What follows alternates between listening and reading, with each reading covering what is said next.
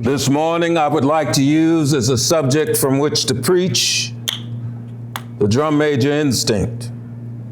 The drum major instinct. The drum major instinct is a desire to be out front, a desire to lead the parade, a desire to be first. And it is something that runs the whole gamut of life. We all want to be first, to surpass others, to achieve distinction, to lead the parade. And you know, we begin very early to ask life to put us first. Our first cry as a baby was a bid for attention. And all through childhood, the drum major impulse or instinct is a major obsession. Children ask life to grant them first place. And they are a little bundle of ego, and they have innately the drum major impulse or instinct. Now, in adult life, we still have it, and you know, we really never get by it. We like to do something good, and you know, we like to be praised for it.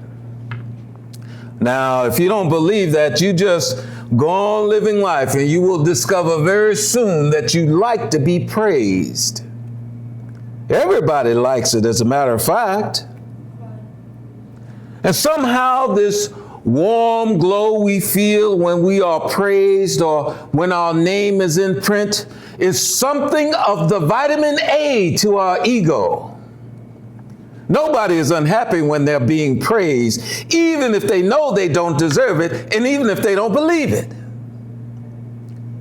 The only unhappy thing about praise is when that praise is going too much towards somebody else. But everybody likes to be praised because of this real drum major instinct.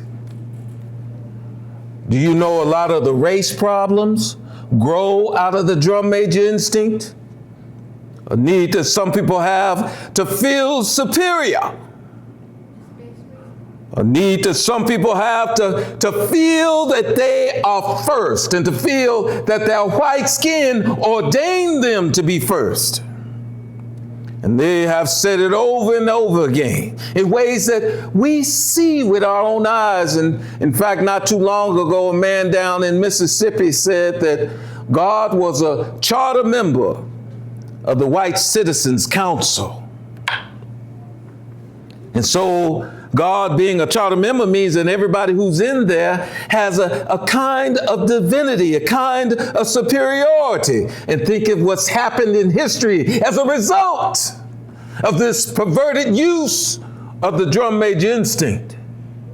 It's led to the most tragic and prejudice, the most tragic expressions of man's inhumanity to man.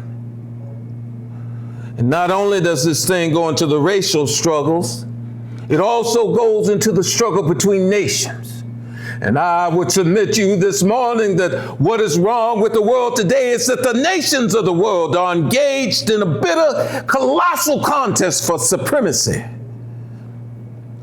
And something doesn't happen to stop this trend. I'm sorely afraid that we won't be here to talk about Jesus Christ and about God and about brotherhood too many more years. If somebody doesn't bring it into this suicidal thrust that we see in the world today, none of us are going to be around, because somebody's going to make the mistake through our senseless blundering of dropping a nuclear bomb somewhere, and then another one's going to drop, and don't let anybody fool you. This could happen within a matter of seconds. They have 20 megaton bombs in Russia right now that can destroy a city as big as New York in 3 seconds with everybody wiped away and every building. And we can do the same thing to Russia and China. And this is why we're drifting. And we're drifting now, with nations caught up with a drum major instinct. I must be first. I must be supreme. Our nation must rule the world. And I'm sad to say that the nation in which we live is the supreme culprit. And I'm going to continue to say it to America, because I love this country too much to see the drift that it has taken. God didn't call America to do what she's doing in the world now. God didn't call America to engage in a senseless, unjust war. As the war in Vietnam, and we are criminals in that war. We have committed more war crimes than almost any nation in the world. And I'm going to continue to say it. And we won't stop it because of our pride and our arrogance of a nation. But God has a way of even putting nations in their place. The God that I worship has a way of saying, don't play with me. He has a way of saying, like God of the Old Testament used to say to the Hebrews, said, Hebrews, don't play with me. Don't play with me, Babylon. You be still and know that I'm God. And if you don't stop your reckless course, I'll rise up and break the backbone of your power. You know that can happen to America. Every now and then I go back and read Gibbon's Decline and Fall of the Roman Empire. And then I come back and look at America. And I say to myself, the parallels are frightening. We have perverted the use of the drum major instinct. Let me rush on to my conclusion because I want you to see what I'm really saying. You know, if any of you are around when I have to meet my day, I don't want a long funeral. And if you get somebody to deliver the eulogy, tell them not to talk too long. Tell them not to mention that I have a Nobel Peace Prize. That isn't important. Tell them not to mention that I have 300 or 400 other awards. That's not important. Tell them not to mention where I went to school. I want somebody to be able to mention on that day that Dr. Martin Luther King Jr. tried to give his life serving others. I want you to be able to say on that day that Dr. Martin Luther King Jr. tried to love somebody. I want you to be able to say on that day that I did try to feed those who were hungry.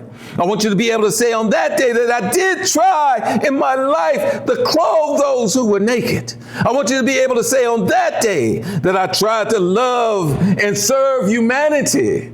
Yes, if you want to say I was a drum major, say that I was a drum major for peace.